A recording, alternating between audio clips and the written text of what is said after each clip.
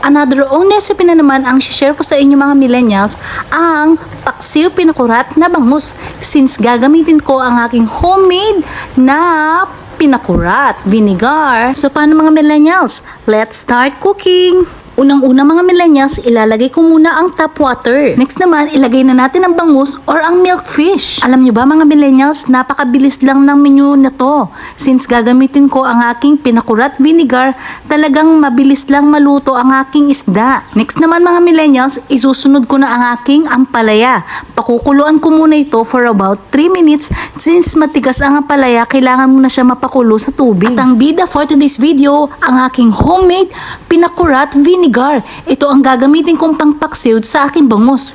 Then next, lalagyan ko na siya ng pamintang bilog. Next naman, ilalagay ko na ang eggplant or ang talong. Since mabilis lang tong lumambot, kaya huli ko na siyang nilagay.